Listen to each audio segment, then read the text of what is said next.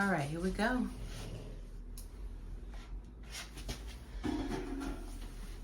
It is Q&A time. Question number 1. If your hair could talk, what stories would it tell about your journey in the hairstyling world? This hair has been through so much. If my hair could talk, it would tell you about being a little girl with natural hair and a mother who was not good at doing hair. So there were cute little plaits that were connected to go back into like, I don't know, maybe we would have, I wish I could show you pictures, like little plaits that were connected to go back into like two, if it was two cornrows, but it wasn't cornrows, just plaits connected to go back. And maybe it was 4. Like you have 1, 2, 3, 4 rows of plaits just going back connected to each other because my mom couldn't braid, but she could plait. Whenever I was with my dad, he would brush not just me, but me and my sisters. Like he would brush our hair up into these tight ponytails where our eyes like look like this, and I like really, really tight ponytails to go to church. And it would hurt so bad. He'd grab your forehead like this and just be brushing, but doing the best that he can do as a dad, you know? Getting this girl's hair right. I do have pictures though. I have to find them. And then by the time I was in, I think it was second or third grade, everybody had a Jerry curl. Everybody had a Jerry curl, and I wanted a Jerry curl so bad. Now, by now, I did have a relaxer in my hair. I don't remember who put the first relaxer in my hair. I think my mom did it. So my stepmom put a Jerry curl in, but she did cut the relaxer off. So that means I started with a little baby Jerry curl.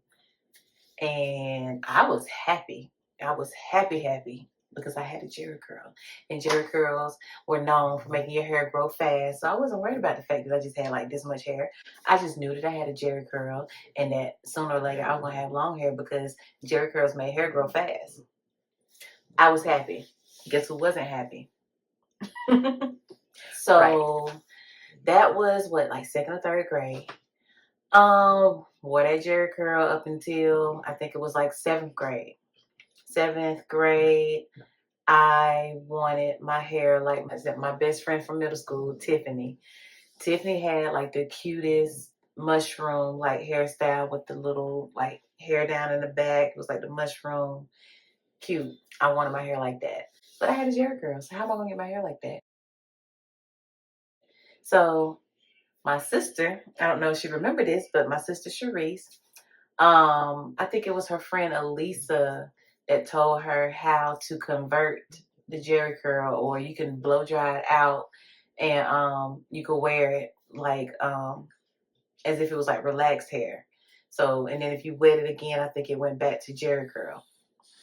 Y'all, I don't know if this was true, like if this was how it really was supposed to be done, because I was not a hairstylist back then, but I do remember switching my Jerry curl like into like a pressing curl, I guess, so I could get that hairstyle that my friend had.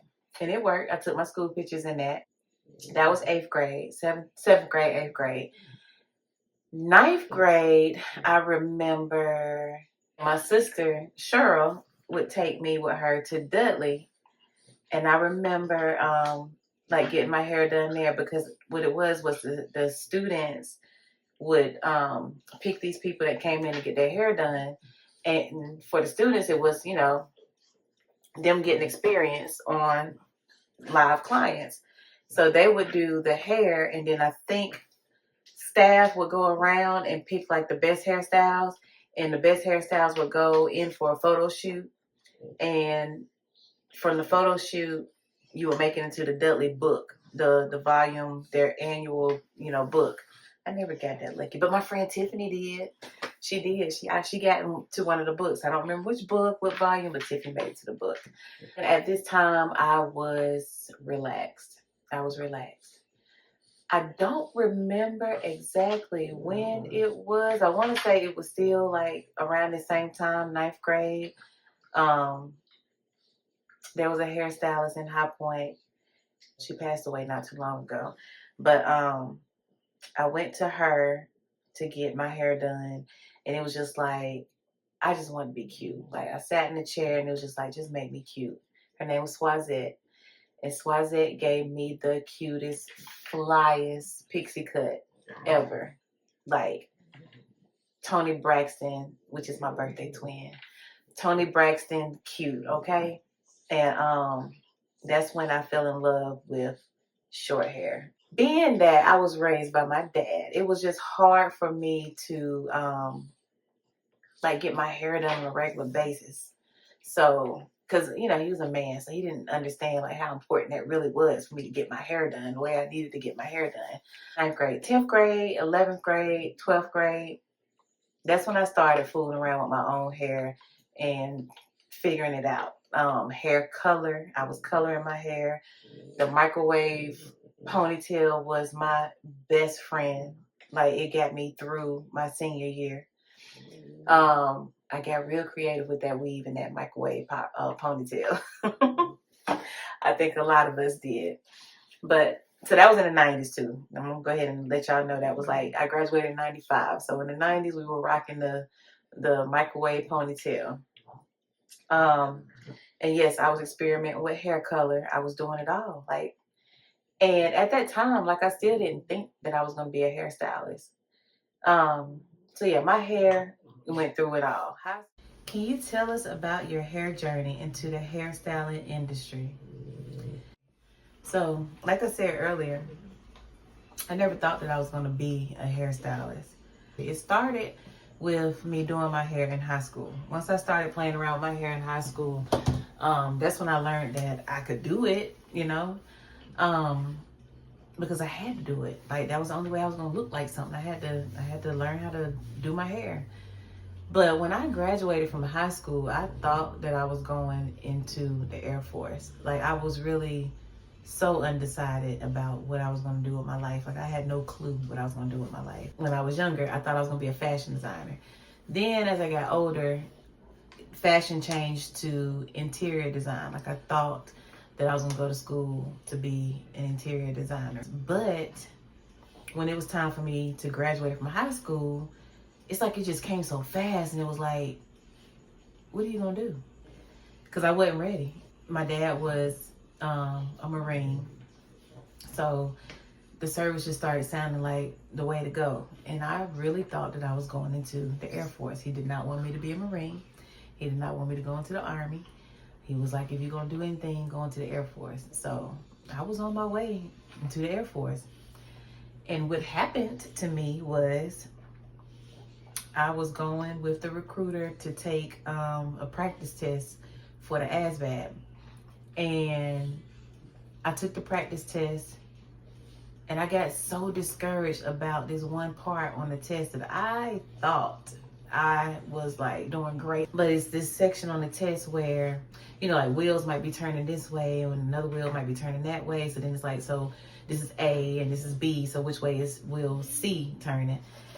And I thought, I was reading that thing good and I knew exactly what I was doing, but I messed that whole part of the test up. I couldn't even believe it because I thought that I was like good with that kind of stuff, but I didn't do well on that part of the test. And it bothered me because I couldn't understand, how did I mess up on something so simple? At least it seemed like it was simple to me. And I was discouraged, and I left the recruiting office that day. And I had some friends. One friend in particular was Sharisa Brower. She was in beauty school, and so I was just going by the school just to check on her, see how she was doing, because I knew she was, she was there. So I get to the school, walk in, and as soon as I walk in, the financial aid office is right here, and I peep in there, and I see one of my mom's friend, it was Lorraine. And so I see her sitting at the desk, and I'm like, oh, Miss Lorraine. So I go in the office, and I'm always a talker. Like, I talk to everybody. So I sit down, and I start talking to her, and I'm telling her about my day, and I'm telling her how I messed up on this test and how discouraged I was, and I got to figure out what I'm gonna do. Like at this time, I am fresh out of high school. I graduated from high school when I was 17. And this day was February the 13th. I never forget. This day was February the 13th. And like I had graduated in June. So I'm telling her, you know, how disappointed I am in myself about this test. And so as the financial aid lady, and she's the recruiter at the beauty school, she was like, so how you feel about doing hair? And it was just like a, I mean, I gotta do something. I gotta do something with my life. I can't just keep running around here, not doing anything. She was like, well, if you wanna start beauty school, I could sign you up and you can start tomorrow. You just need to show up in all white. I was like, really? And she was like, yeah. So I was like, sign me up. I started beauty school February 14th, 1996. And that's how it started. What inspired me to specialize in all of them, natural hair, color, and locks. What inspired me to specialize in natural hair is I've always liked natural hair. Even though I went back and forth, relaxer to natural, relaxer to natural, I always liked natural hair, so that's why I always end back up with natural hair myself. Now, don't get me wrong, I miss my short pixie cut. If there was a way that I could do it with my hair being natural, I would do it. Like, for real. Like, if anybody is watching this and they like, hey, I can make your hair look like you have a relaxer. My hair, because my hair is, yeah, my hair is not going to easily look like I don't have a relaxer. It's going to be hard to make that happen. But if there's somebody out there that can make really kinky curly hair look like a relaxer as a pixie cut, please contact me, because I would love to go back to my pixie cut as a natural. I always like doing natural hair, okay? I always like natural hair. But recently, what made me stop doing relaxers and only specialize in natural hair is what's going on right now with the claims that relaxers are causing cancer, or relaxers were the cause of people who now have cancer, ovarian cancer. And I don't even know what all types of cancer relaxers are being linked to. But that's scary to me. And that was like my number one reason for saying I'm not going to continue to specialize or offer relaxer services in the salon. Now, what made me go to locks is I lock my own hair up. When I lock my hair up during COVID. And so when I lock my hair up, of course, people want to know, who did your hair? I do my hair. Can you do my hair? Of course I can do your hair. I was already doing locks. Like, I started doing locks back when I was in High Point. The very first person whose locks I did was a friend. Tia came to me, and she was getting her hair done by me, and then like transitioned to natural while I was doing her hair. But then she was just like, I want to lock my hair up. And I was just like, ooh, okay. I had no clue like how to go about doing it. Like, of course, you figure you twist it up or braid it up or something. But Tia took me with her to Escafari. And Escafari is in Greensboro. And he is actually my stepmom's cousin. So when I went with Tia, Escafari and his wife, Robin, showed me so much, like when it came to the lock world. I didn't even realize how much it entails. Like, so I watched them start Tia's locks. I watched them when they were working on other clients.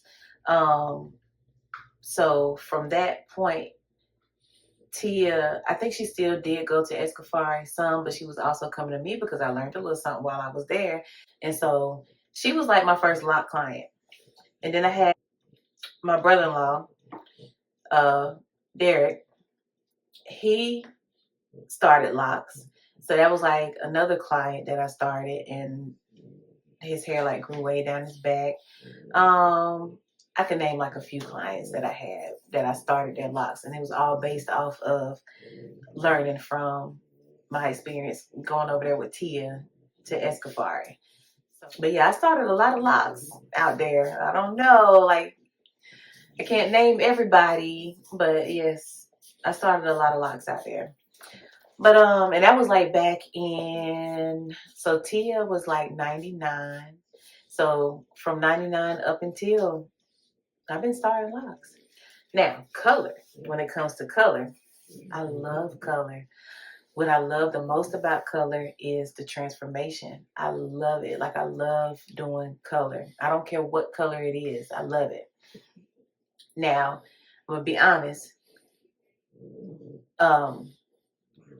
When I when I first started playing around, like doing colors, like to myself and to some clients, I knew what not to do because I had already put my own hair through so much. So I knew what not to do. My mom was also a guinea pig. It's just that once I moved to Charlotte and I started working at school, or the Palm Beach School, Charlotte. But when I started working there, I learned so much about color. I learned so much about cutting, and I learned that I didn't know what I was really doing. I was just doing stuff. I was doing it and I was making it happen, but I learned so much about color that it just made it that much more fun. So yeah, I love color. And so I just had to make sure that I kept that as one of the things that I specialize in. All right, next question. How do you approach building trust and rapport with your clients? All right, it's not hard. My clients trust me because I am straight up and honest with them. If I can't do it, I can't do it. If I ain't never done it, I ain't never done it. I try it. Trust me. And they say yes. What's the funniest or most heartwarming interaction you've had with a client during a session? So, oh my gosh, I know there have been plenty of funny interactions, but what comes to mind right now is heartwarming. I remember back when I was in High Point, so this was probably like 2008, and I was working in creations. Shout out to Michelle Raper and Sonia Waden and Vanessa and Twin. I can't think of your name right now, but yes.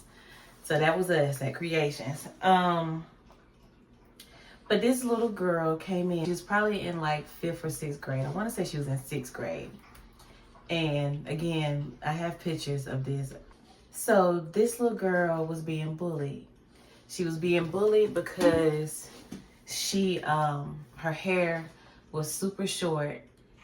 It was natural, but it was short, and it was like patches of shortness. Like just, it was, her hair might have been like 3 inches long, but then some areas might have been like 1 inch long. It was just patches, and it was short. And she was a cutie pie, like so cute. But when she came in, you could see it on her face. She was sad, and you could just see she was just beat down from being bullied about her hair. So it was like, can you do something? Just do something to it. What we did was relaxed her hair. This was 2008, but we relaxed her hair, and I gave her a cute short pixie cut. Because the whole time I was doing her hair, I wouldn't let her see what I was doing. But when she spent around in that chair and I gave her that mirror so she could see herself, she was so happy.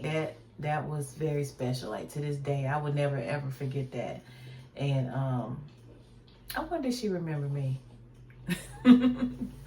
But yes, that was the most heartwarming experience that I can think of right now that happened in my chair. That was a good one. All right, next question. My favorite techniques for styling natural hair. My number one go-to, like if somebody come in and they have enough hair on their head and they say they want something done to their hair, I don't know why, but my favorite technique is to go to some kind of twist. Some kind of flat twist, 2-strand twist, comb coil. It just depends on how long the hair is. I love flat twists though. I really do. I love, like on long hair, I love doing flat twists and either doing it in an updo where it can either come back down or an updo and you pinning it up some kind of way. I love doing flat twists on long natural hair. If you could bring back any hair trend from the past, which one would it be and why? So I gotta say it because it was so fly, okay? And not saying that it's like gone, but it's not like it was during this time. From the 70s, y'all already know the afro. Like I would bring the afro back in full effect. Like I know people still rocking afros, but I'm talking about 70s style when everybody had an afro, okay? Yes. Afro. I would bring the afro back simply because it was so fly. In the 70s, like I was born in 77, but I wish that I could have been a part of the 70s. Like I wish I could have been like maybe 20 in the 70s. Like the way they dressed was fly. Those afros were fly. And it's like, I think your status was like higher up the flyer your afro was. I think I would have a fly afro if I was like old enough back then in the 70s. But yes, I would bring that afro back. I would bring the afro back. I would bring the afro back. All right, next question. What common misconceptions do you encounter about natural hair? So this one is interesting because the misconceptions, it goes both ways. Some people say natural hair is easy. Natural hair is easy, but natural hair is not easy, okay? Natural hair is work. Like, you have to put your work in when it comes to natural hair. Depending on how long it is, depending on how short it is, you're gonna put some work in. And I say that because I just feel like when hair is relaxed, it's a lot easier to work with. You know, relaxed hair, I feel just kind of works with you a little bit better than natural hair. The bottom line is, it's both. It's easy and it's hard. It's easy because you can twist it. And natural hair is forgiving. Like, if you have your big old, you know, natural hair, afro out or whatever, you can twist that thing back. You can put 4 twists in it, put it back like this, and you're good. It's forgiving. It's cute. It's going to be cute. As long as you do it, you know, kind of neat. Natural hair is forgiving, so it can be easy, but at the same time, it can be hard because you got to put in work. You got to twist that hair back. You got to do stuff to it. You have to moisturize it. You have to make sure your ends are trimmed.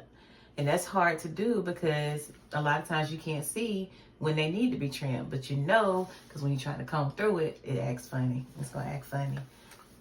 You're going to know. All right, so here we go. Next question is, what are your go-to products for maintaining healthy, natural hair? All right, so this is another easy one. In the salon, my go-to products are Influence hair care products. Influence has a whole natural hair care line. And my favorite shampoo is the honey almond shampoo. And then my favorite conditioner is their the honey almond conditioner. So I'm gonna go to the website, just name off a couple of things that I've actually used in the salon. The stimulating rosemary spray. I use that definitely on all my Loc clients. They love it. They love the way it feels. It tingles. It feels good. The rosemary styling foam I also use on my Loc clients. it's natural, the natural hair oil. I use that on my clients too. I also use it as like a hot oil treatment. You have their leave-ins. I can go on and on. Hands down, Influence, the natural line. You can't go wrong. However, I also use, and this is like the only product that I use outside of Influence, Designs Essentials Lock Gel. I use it because it doubles as an edge control gel too. So those are my go-to products. Influence all the way around, and in my salon, the Designs Essential Lock Gel. Okay. All right. So our next question is, what color trends are you excited about right now? Color. I'm always excited about color. So right now it's fall 2024. You still got the gingers popping. You still got the honey blondes. You got the burgundy. You got the plum. You got the chocolate, like people doing the chocolate, the espresso. And the thing about it is, I'm excited about any color.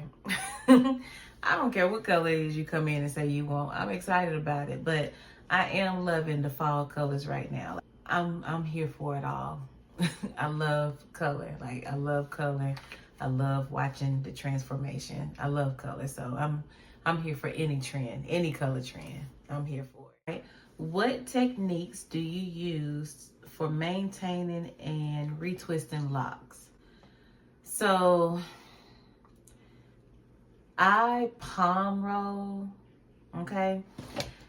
But I also, when I'm twisting my locks, it depends on the hair and how much regrowth there is. I don't think everybody does this, but I go in and I actually twist the root. And especially if this person started with 2-string twists, I actually go in and twist the root and then I palm roll. Sometimes I go in and I just palm roll the lock, and it just, twists, especially if they started out with coils. Now, the one thing that I don't do that kind of make me feel like less of a loctician, the one thing that I don't do is the locksmithing. Like when they do this, and I don't even know if I'm doing it right, but the locksmithing, I want to get good at that.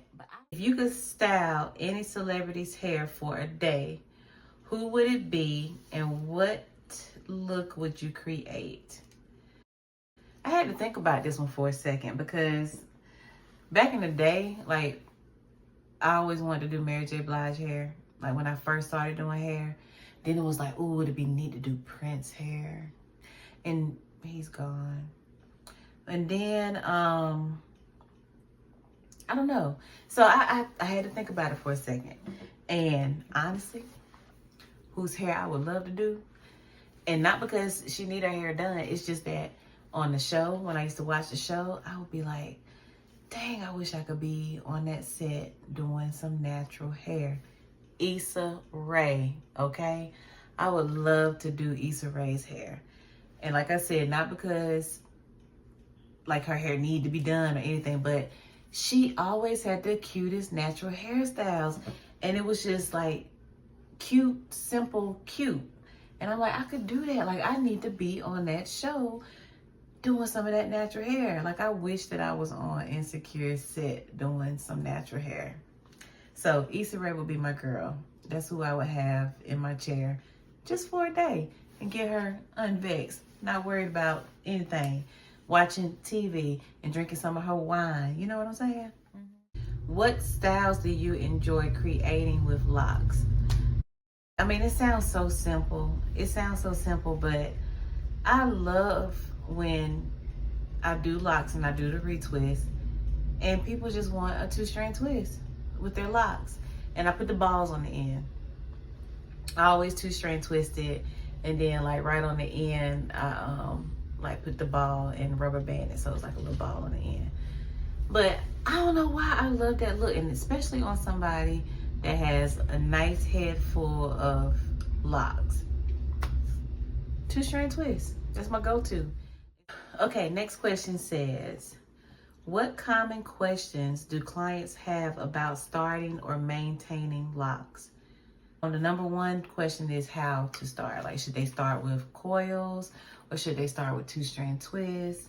And most people like to start with two-strand twists. I'm shocked. I'm shocked a lot of times when people want to start with coils, but hey, whether it's two-strand twists or you start with coils, you're still gonna get a beautiful lock. So I'm not biased on either one. I don't mind starting locks with either one. But the question is, what common questions do people have? Common questions, main concerns normally is just how to maintain them and how to take care of it. And can I wash my hair? Can I wash my hair? Can I go swimming? Can I this? And I hate to be the stylist to say, no, you can't wash your hair. I try to tell them to go as long as they can without shampooing, at least 4 to 6 weeks. And I know that sounds horrible and I know it sounds nasty, but what I also say is in between that time, if your hair gets itchy or you play sports and it gets sweaty, I suggest going in with, I don't know, I always say sea breeze, but any type of skin and scalp antiseptic, go in with that with a cotton ball and just go through your parts with that. Because if you go and shampoo your hair, 9 times out of 10, depending on the hair length, texture, density, all that, your locks are gonna come loose once you shampoo it. So I try to get them to go 4 to 6 weeks. If you come back in to me within 4 to 6 weeks, most of the time I'm able to shampoo that hair without it coming loose. What I normally do, should I tell my tricks? I can't tell my tricks. I can't tell what I do. But yes, if you come in within 4 to 6 weeks, most likely I could shampoo it without it coming loose, completely loose. So those are the main questions about, or that, clients have when it comes to starting locks. And they ask, like, do I have to put anything on it? Like after they, I get them twisted up or whatever and they get ready to go. Like, what do I have to put on it? Make sure you have your bonnet on. Make sure you have your bonnet or scarf on. Make sure you keep them moisturized. I can't think if I'm forgetting anything else. And the next question says, where do you see yourself in the next few years within the industry?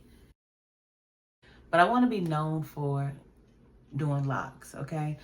I want to better myself when it comes to knowing things about locks. And I know that there's always room for improvement and you can always learn more. When I'm watching Instagram or YouTube and I'm seeing other locticians out there, like I wish that I could just go to their salon and just watch them and get little nuggets, because I know that there's so much more that I could learn, but I'm proud of myself for what I do know. There are things that I want to do and I don't really want to jinx myself by talking about it right now, but now this is what I'm gonna say. The number one thing that I need to do, and I'm doing it right now by doing this, by doing this video, by sitting here talking to you guys, is get out of my own way. I have so many plans and so many things that I want to do, but I let fear hold me back. And so I'm not trying. I'm getting out of that. I'm getting out of my own way. I am doing things that I've only thought of or dreamed of doing before I'm actually doing it now. And this is an example of that. So hopefully by me doing this is going to open up other things and get me out of my comfort zone. And so all of the things that I got going on up here that I want to do, I will be able to do because I'm no longer scared. That fear is gone. 2024 was a year, okay? 2024, 2023. From 2023 to 2024, I've done a lot of things that were just plans. That were just plans and just things that I wanted to do that I just thought I could never do. I was too scared to do. So I've done some scary things, and I'm doing scary things now. And I just want to keep on doing scary things so that I am where I dream of being. Okay. All right, we are on the next question. What is your personal philosophy when it comes to hairstyling? My main goal is to make sure that this person, all clients, hair is healthy, okay? You want to make sure that hair is healthy. You want to make sure that hair speaks of who they are as a person, okay? And a lot of times we come into situations where someone just need a change, you know? I feel like when I put these braids in my hair, it totally changed my whole personality. Like, I'm still who I am. I'm still who I am. But it just changed me. It changed, I want to say it kind of just gave me a little pep, you know, because my hair naturally is about this long from me cutting my locks off. So I'm starting all over again. And I don't know, hair does something to you. Hair does, it gives you something. Whether you adding hair or you taking hair away. For real, just as a hairstylist, it's very important to make sure that every client gets up out the chair feeling empowered, feeling beautiful, feeling confident with what is going on up here with their hair. What songs or artists would be on your ultimate hairstyling playlist? My ultimate hairstyling playlist, songs or artists. I don't know. We watch movies most of the time or shows in the salon. So when it comes to music, I have an UNVXXED playlist, okay? So I'm just gonna give you some artists and songs off of here, and then you'll know. And I mean, my playlist is really like sexy time playlist. It says UNVXXED. You're relaxed. You're chilling, unvexed. You ain't worried about nothing. But I got Chris Brown. I have Kendrick Lamar, Poetic Justice. I have Sir, L.A. I have Tiana Taylor, Do Not Disturb. I have Chris Brown, Make Love. I have Boney James. I love Boney James. It's jazz. Ain't No Sunshine. I have Alicia Keys, Unthinkable. I have Mixie, Quavo, Takeoff, and Summer Walker. I have Mad Bees. I think I could say it. I don't know. But I got Mad Bees. Y'all know that song. I'll play it. Hold on. But can I play it? Y'all know that song. Okay, that was Solange. I have Sir Still Blue. I have another Boney James. I have Drake 305, To My City.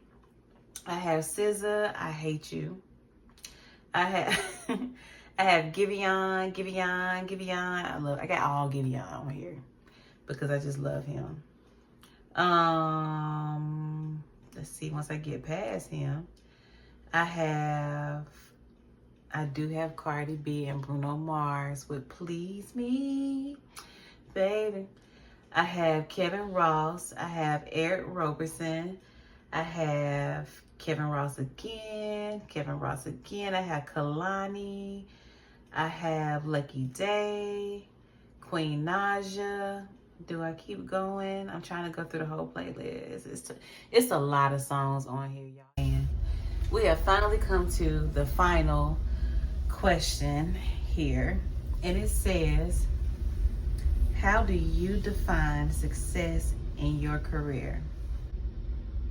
It's a question that's like very personal, okay? This is just my personal view.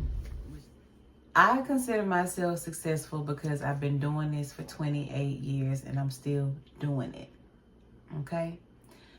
But I have clients that love me enough to go out there and spread the word that they have a hairstylist that they love, and they bring me clients. That's successful to me. I moved from High Point to Greensboro and had clients. That's successful to me. I moved from Greensboro to Charlotte and built up a clientele, a great clientele, without doing a whole lot of advertising. It was all word of mouth and clients. I consider that being successful. Could I be doing more? Of course. Am I thankful for where I am? Of course. I thank God every day, all the time. I thank Him right now. I thank God for my success, because it's God, it's my clients. And I give myself, some credit, but I thank God, because I know that I don't put in a lot of work with going out here and advertising myself. And I know that I could do better, but I thank God for where I am today, right now, because I know that without Him, it wouldn't be. So that's how I measure my success. I don't measure my success based off my bank account. I don't measure my success based off of the car I drive, the money I make. Like, I base my success off of the fact that I am still here and I am healthy and I have clients, good clients. I don't deal with a bunch of drama and a bunch of mess, and I thank God for that. I thank God for the good clients that I have. And I thank God for everything that I have. And I thank God that you're watching this. So that's how I measure success, based off of those things. Okay? And guess what? Hold on. I think that's the last one. That is my last question. It was a good one, wasn't it? All right, so thank you for sticking around and listening to me chit chat and talk about my life as a hairstylist and a natural hairstylist that does locks and natural hair. If you have any other questions, I actually enjoyed doing this. It took a while to do it, but I enjoyed talking to you about all of these things, all of these questions that I've answered. It's been fun. So if you have more questions for me, leave your questions below. That's what they say. Leave your questions below. Leave your questions down there, and I will come back to answer questions, more questions, because this was fun. Yeah, that's it. That's all I got. Ask me whatever you want to ask me. I will come back to answer those questions. And it just dawned on me that my dogs are making all of the noise that you hear. I have 2 Frenchies. I'll show them to you later. But anyway, I'm done. It's over. And good day, good night, however or whenever you're watching this. It's been fun. It's been real. Come get unvexed, okay? UNVXXED.